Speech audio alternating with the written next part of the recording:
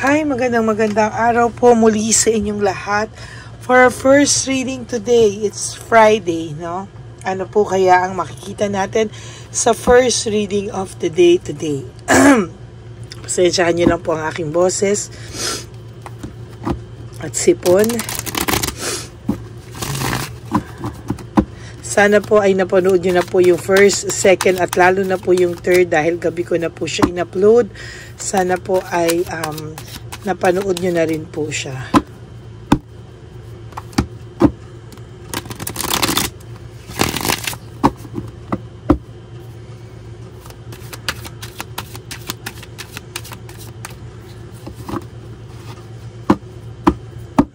Ayan. Pili na po tayo ng 10. 1, 2, 3, 4, 5, 6, 7, 8, 9, and 10.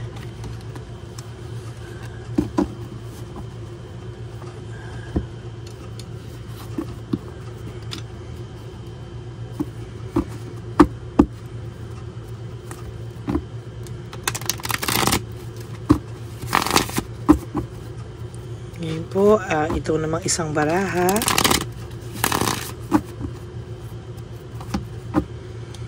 Basahin natin maigi para po, ayan, kitang-kita natin na nabalasa po siya from the last reading.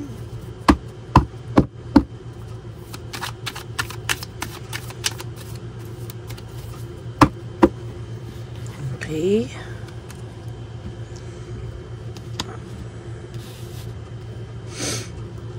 So 1, 2, 3, 4, 5, 6, 7, 8, 9, and 10.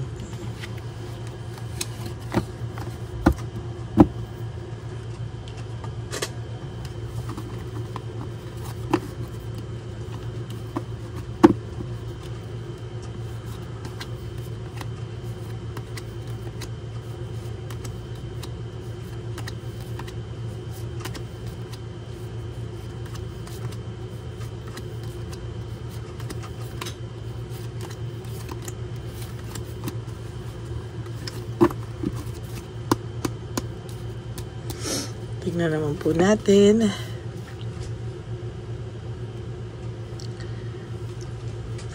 Meron po siyang pinapangarap and meron po siyang desire. Sa totoo lang, meron po siyang pinapangarap, meron po siyang desire na hindi po natuloy because of maling desisyon sa buhay. Siya mismo po ang sumira sa sarili niyang pangarap. Siya rin po ang sumira sa kanyang sariling plano because of certain decisions na hindi po pinag-isipan, no? Bigla na lang po sa isang iglap na bago ang lahat, no? Sa isang iglap yung good luck po na mga nangyayari sa kanya ay ngayon po kahit papano po ay nagbago, no? Nagbago po ito.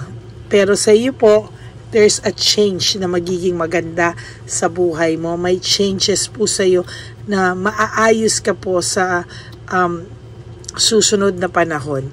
Siya po ang nagkaroon ng lack of purpose, diversion, dinadivert niya po sa maling tao, sa maling paraan, sa maling mga mali pong mga desisyon. Ang isang mali po ay parang tinabunan pa ng isang mali, no? Sinasabi nga po dito, hindi daw matatama ng isang mali ang isa pang mali, no? So talagang sa nakikita ko po dito, patong-patong na po yung kasinungalingan, patong-patong na po yung mga ginagawa niyang hindi magaganda, kaya somehow ay sinasabi hindi maitatama ng isang mali ang isa pang mali. Yung nagkamali na po siya sa desisyon na iwanan ka ay pinatungan niya pa po ng mga kasinungalingan, paninira, kaya sa totoo lang po, ayan o, sobra-sobra po, no, yung balik sa kanya. At babalikan po siya, sa totoo lang, babalik pa po sa kanya yung iba. Hindi maitatama ng isang mali.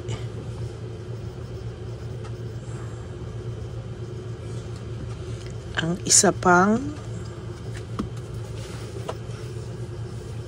mali. Hindi may tatama ng isang mali ang isa pang mali. Kaya sa totoo lang po, dapat ngayon pa lang ayusin na po niya. Kasi kung hanggang ngayon po, ganyan pa rin po ang gagawin niya, magpapalusot siya, papalabasin niya ikaw ang masama. Nagkakamali po siya sa mga bagay-bagay at nagkakamali po siya sa mga susunod niya pang magiging diskarte sa buhay. Kasi po patong-patong na po yung mga maling ginagawa niya. No? Na siya din po ang nagke-create ng anxiety and trauma, hindi lang po sa iyo kung hindi mismo po sa sarili niya. Ayan, no, yung talaga pong siya na po yung gumagawa niyan sa sarili niya. As a matter of fact, hindi na po niya alam ang gagawin niya. Oh my God, no. There is this disaster, no? Fear of suffering. Sa totoo lang po, sunod na dagok po yung nangyayari sa buhay niya, the tower in reverse. Pero po, pilit niya pong ina-avoid. Pilit niya pong iniiwasan, pero hindi niya po maiwasan. Bakit? Tuloy-tuloy lang po yan, no? Tuloy-tuloy po yung mga disaster sa kanya, pero pilit niya rin pong ina-avoid. Natatakot din po siya sa karma, eh, no? Ginagawa niya po yung lahat para po, or ginawa kanyang pagsinungalingan, ginawa kanyang saktan dahil po sa pera, no? May material things din po siyang gusto, not only dahil sa babae or so sa ano, dahil gusto niya rin pong gumamit o ng isang tao para po yumaman siya or maging stable siya sa buhay. Hindi po siya nakontento sa ano man ang kaya mong ibigay. There is this balancing the decision. Hindi niya po mabalanse kung ano yung mga tama niyang gagawin and adapting to change. Sabi niya, iba na buhay niya, kailangan maka-adapt siya, pero hindi po siya maka-adapt sa pagbabago. There's always boredom here, no? May nakikita po akong boredom dito, and somehow, ayan, no, nakikita ko po na may boredom po dito talaga, no? Sa totoo lang po, ang nakikita ko po dito ay unti-unti po siyang nakakaramdam ng pagkabagot, no, sa kanyang buhay. Hindi niya po alam ano daw po ba yung makakapagpasaya sa kanya, no? There is this burnout, overstress, no? Burnout po siya sa mga pangyayari sa buhay niya. Nababurnout po siya, na-overstress na siya. Hindi niya po alam kung ano ang makakapagpasaya sa kanya. Kaya ginagawa niya po, baka makalusot siya, so at tinatama niya yung mali sa isa pang mali. Hindi niya po maitatama ang isang mali ng isa pang mali, no? Kailangan niya muna pong maglaylo, kailangan niya pong mag-isip, kailangan niya pong lumayo para makapag-isip siya ng tama, pero hindi po siya makakapag-isip ng tama hanggang, no, hindi niya po hinaharap itong mga problemang ganito. Kasi sa totoo lang, nakakabagot na po talaga yung paulit-ulit niya pong kasinungalingan, paulit-ulit na po lahat, no? Kaya sa totoo lang po, hirap din po siya. Yan ang sinasabi ko, failure and defeat, pagkatalo, no?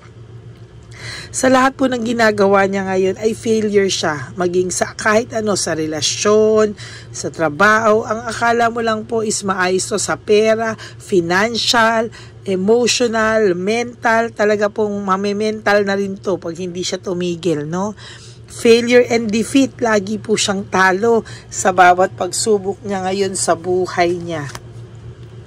There is this depression, nade-depress din po ang taong to. Why? Because kasalanan niya po yan, eh. Siya po ang gumawa niyan sa sarili niya.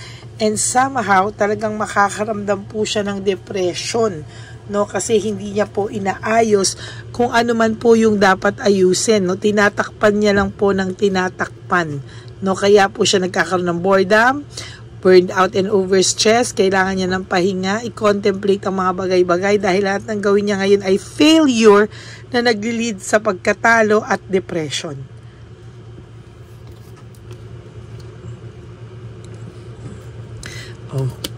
Kahit po siya nawala na rin ang sariling paniniwala sa kanyang sariling boses, sa sariling mga desisyon. Dahil mali-mali po talaga lahat eh. Oh. Ayan oh. Nagsimula po ang lahat ng yan nung kayo po ay nagkahiwalay. There's this loss and separation, no? May loss and separation po talaga tayong nakita dito, no? Nung naghiwalay kayo, ayan na po ang nangyari, no? May loss and separation na po. Fear of sacrifice, there is this fear of sacrifice na talagang pareho po dun sa sinasabi kong fear of suffering, fear of sacrifice.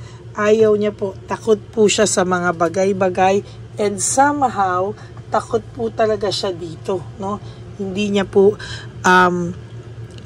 po masabi, no, kung ano po yung ikinakatakot niya, dahil sama-sama na po yung kinakatakot niya, and so far pagod na rin po ito sa mga nangyayari sa kanya. He hopes that one day, he or she hopes that one day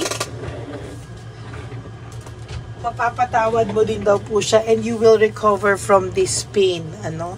Sabi niya po, kayong dalawa daw ay magkakapatawaran pa, at someday, if i-fix niyo po whatever it is. No? Yan, no? Mamimiss ka rin po ng taong ito. Gaya lang po, hindi kanya mamiss-miss pa masyado. Naiisip ka po nito most of the time, pero ang sinasabi ko, hindi kanya namimiss masyado. I mean, yung pong parang nasanay po kasi ito talaga sa'yo eh, no? Nasanay po ito talaga sa'yo. Kaya nagkaroon po kayo talaga ng home conflict, lack of support, talagang umabuso, no? Umabuso po ito, sinagad ka po nito, kaya ayan po ang nangyari, no? Kaya hindi ka po niya, hindi mo po siya maintindihan anong nangyari, saan ba nagkaroon ng problema, no? Parang hindi mo na maintindihan ano bang nagawa mo para ganituhin ka, sobrang sakit yung binigay niya sa'yo, hindi mo na maintindihan. Kasi yung pagsisinungaling niya sa'yo, digabundok na po, no? Sobra talaga, no? There is this gulo, no? Gulo sa samahan nyo. And even the relationship na meron po siya ngayon is very unstable, no? And infatuation lang po yung naramdaman niya ron, na akala niya true love, happiness. But there's this confusion. Confused po siya talaga, no? Nako-confuse po ang taong to, at patuloy po siyang mako-confuse sa mga darating pang araw. O hindi po siya true love. Tandaan nyo, sa mga meron sa inyo na nagpo-post po ng kung ano-ano, I tell you, hindi po yan totoo, no? Hindi po yan totoo. Very makatao, pakitang tao. And sa totoo lang po, no, naiisip ka pa rin po nito, at talagang yung bitterness niya minsan uma-arise. Ayaw niya po na makita kang masaya. Ayaw niya pong makita kang naka-move on na. Pag ito po nakakita ng may mga parinigan, nagsiselos pa rin po ito. Maniwala kayo sa hindi. Ayan, no? Nakakaramdam nga po siya ng matinding emptiness and emotional loss, no? Meron po siyang emptiness and emotional loss. Hindi niya po maintindihan ang mga bagay-bagay sa kanya ngayon. There is this deep, darating po talaga yung araw na itong pong taong to ay makakaramdam ng poverty, at ito po ay lalapit sa'yo. Deep poverty po talaga, at magmamakaawa din po ito sa'yo balang araw. Okay? So that is your first reading for the day. Hindi matatama ng isang mali ang isa pang mali. Okay? So yan po ang first reading nyo. Very powerful actually, no? Kaya gusto ko po sanang mapanood nyo lahat ito, no? Very, very powerful reading. Katulad din ng kahapon, very powerful din po yung first, second, and third reading natin. Actually, medyo mabigat yung reading natin kahapon. Okay? So, for those of you po who would like to have a private reading with me, pasensya na po kayo sa aking lalamunan. You may message me po at Ladyly Elena, that's L-A-D-Y-L-Y Elena. Nasa dulo po ng ating video yan. Diyan nyo lang po ako makokontak. That's my only official and legit FB account. Ayan. So, yan po, no? Diyan nyo po ako makokontak. And sana po, no, wala pong mag-skip ng ads. Please help nyo na po yan sa ating channel at lambing ko na po yan sa inyo. Kahit nasang lupalot po ako ng daigdig, may sakit, masama ang pakiramdam o malakas pa sa kabayo, I will give you a private, general reading every day po sa buhay ko. Okay? Sana po, for those of you pala po who would like to give me a super thanks for this video, I would really appreciate that and love that from the bottom of my heart. And also, sa lahat po sa inyo, no, na nalulungkot, no, wag po kayong malungkot, no, make every day a very memorable day for you. It may not be easy, no, hindi po man easy ang mga, ano nyo, pero okay lang po yan. Daanan nyo lang po, no?